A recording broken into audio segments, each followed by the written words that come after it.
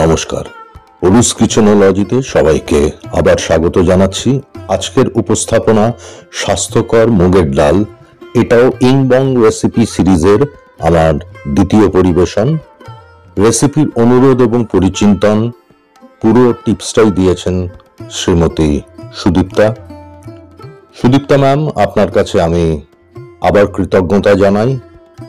কামনা করি আপনার এবং আপনার পরিবারের সকলের সুস্বাস্থ্য এবং শান্তি। রেসিপি প্রেজেন্ট করছি। এটা মুগ ডালের একটা অনবদ্য রেসিপি। মুগ ডাল আমরা প্রত্যেকের বাড়িতে বানিয়ে থাকি, কিন্তু এই রেসিপির বেসিক অবজেক্টিভটা হচ্ছে এটাকে কতটা হেলদি রাখা যায়, এর অ্যান্টিঅক্সিডেন্ট প্রপার্টি এবং অ্যান্টি ইনফ্ল্যামেটরি প্রপার্টিকে মাথায় রেখে। আধ ভাঙা মুগ ডাল নিয়েছি। মুগ ডালটা আমি নিয়েছি 250 গ্রাম আনপলিশড। চেষ্টা করবেন আনপলিশড ডাল ব্যবহার করতে, তার ফুড ভ্যালু হাই থাকে, বেশি থাকে। প্যান গরম করে প্রথমে শুকনো একটু আমরা এটা ডালটা ভেজে নেব। ভাজা মুগ ডাল যেভাবে আমরা করি, এটা সকলেই জানেন। যারা নতুন রান্না করছেন তাদের বলে দিই যে এটা রোস্ট করা নয়, এটা ইদার বয়লিং অর টোস্টিং। এই ক্ষেত্রে ব্রয়েল কথাটা বেশি প্রযোজ্য। আঁচ হাই রাখবেন না, মিডিয়াম ফ্লেমে এটা ভাজতে থাকুন। মাঝে মাঝে একটু টস করার চেষ্টা করুন, অল্প অল্প নাড়তে থাকতে হবে। মাঝে মাঝে আগুন থেকে, ফ্লেম থেকে একটু প্যানটা তুলে নিয়ে নাড়াতে পারলে সুবিধে, তাহলে নিচের দিকটা লেগে যাওয়ার বা পুড়ে যাওয়ার সম্ভাবনা কম থাকবে। এইভাবে আমাদের ভেজে যেতে হবে। দুটো জিনিস যতক্ষণ না আমরা বুঝতে পারছি। নাম্বার 1, ডালের কালার, রং ধীরে ধীরে দেখবেন ডিপ হয়ে যাচ্ছে, লালচে হয়ে যাচ্ছে। আর সেকেন্ড হচ্ছে খুব সুন্দর একটা গন্ধ পাবেন। যখন এইরকম স্টেজে চলে আসবে, ডালটা বেশ লাল হয়ে যাবে, তুলে ফেলুন।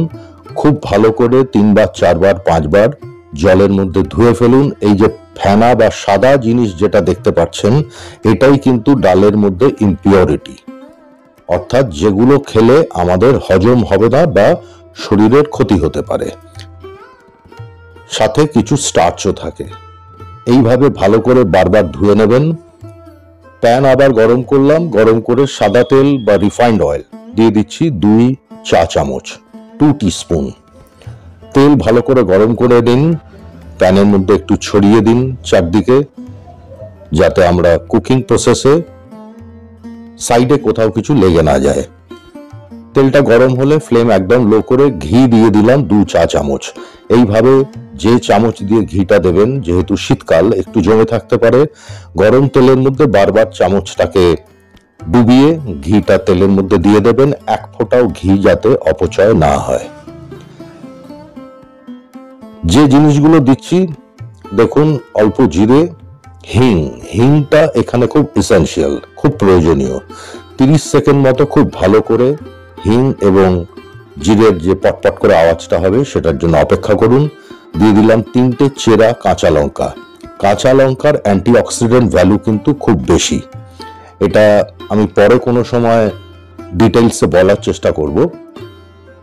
ভাইটাল অর্গানসে এর ইফেক্ট খুব ভালো, পার্টিকুলারলি চোখ এবং স্কিনের জন্য। দিয়ে দিলাম ধুয়ে রাখা ডাল। ডালটা এই তেল, ঘি এবং হিং, জিরে যা দিলাম তার সাথে খুব ভালো করে একটু মিশিয়ে নিন। খুব বেশিক্ষণ দরকার নেই। এবার দিয়ে দিচ্ছি বেশ খানিকটা গরম জল। একটু খেয়াল রাখবেন, পুরো রেসিপিতে জল কিন্তু বারে বারে অ্যাড করতে হবে, একবারে পুরোটা দেবেন না।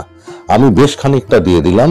দিয়ে ভালো করে ডালটাকে মিশিয়ে দিচ্ছি গরম জলের মধ্যে। খুব ভালো করে এবার একটা বয়েল আসতে দিন, ভালো করে ফুটতে দিন ডালটাকে একটুক্ষণ। তারপরে লো ফ্লেম করে দিয়ে, একদম আঁচ কম করে দিয়ে ঢাকা দিয়ে টোটাল আমাদেরকে 40 মিনিট রান্না করতে হবে।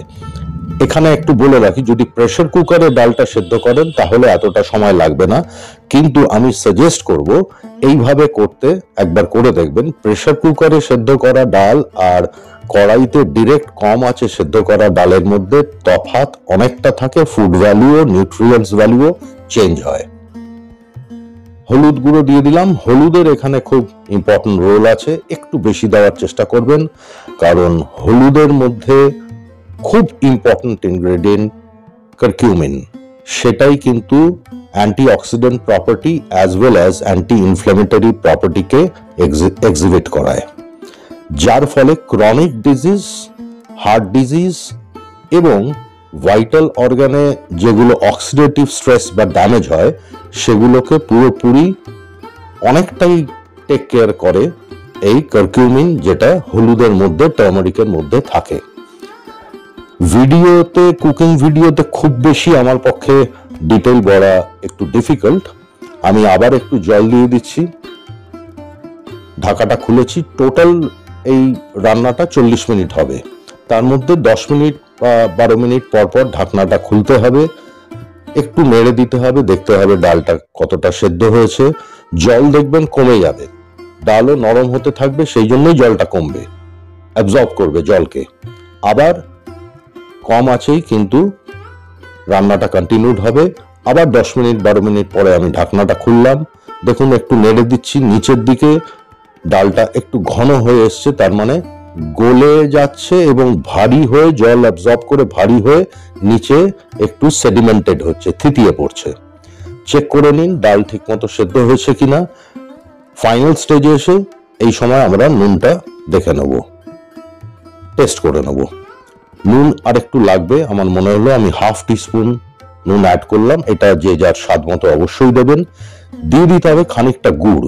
এটা কিন্তু সুদীপ্তা ম্যাম আমাকে খুব স্পেসিফিক্যালি বলেছেন যে ওনারা ওখানে যারা বাঙালি সমাজ, তারা কিন্তু এই ধরনের যখন মুগ ডাল রান্না করেন প্রেফার করেন গুড় দিয়ে রান্নার। সেই জন্যই আমি চিনি দিতে পারতাম, কিন্তু ওনার অ্যাডভাইসটাকে আমি অনার করে গুড় দিলাম, এবং বিলিভ মি, বিশ্বাস করুন যে ফাইনাল টেস্ট কিন্তু অসাধারণ, জাস্ট অসাম। একদম শেষে ঘি দিয়ে দিলাম আবার 1 চা চামচ। চামচটা ভালো করে ডুবিয়ে ঘি পুরোটা দিয়ে দেবেন যাতে অপচয় বা নষ্ট না হয়। হালকা একটু মিশিয়ে দিচ্ছি। আমাদের স্বাস্থ্যকর মুগ ডাল ইংবং রেসিপি সম্পূর্ণ প্রস্তুত ফর প্লেটিং, সার্ভ করবার জন্য। গ্যাস অফ করে ঢাকা দিয়ে 3 মিনিট রেস্ট হতে দিন, ফ্লেভারগুলো প্রপারলি ডিস্ট্রিবিউট হয়ে যাবে। পরিবেশন করুন এই অদ্ভুত সুন্দর সুস্বাদু ইংবং রেসিপিতে স্বাস্থ্যকর মুগ ডাল। পছন্দ হলে লাইক দেবেন, শেয়ার করবেন, কমেন্ট করে জানাবেন। আপনার সাবস্ক্রিপশনের অপেক্ষায় থাকলাম। বেল আইকন প্রেস করে অল অপশনটা সিলেক্ট করে দেবেন। ভিডিও দেখার জন্য সবাইকে ধন্যবাদ। সবাই ভালো থাকুন, সুস্থ থাকুন। নমস্কার।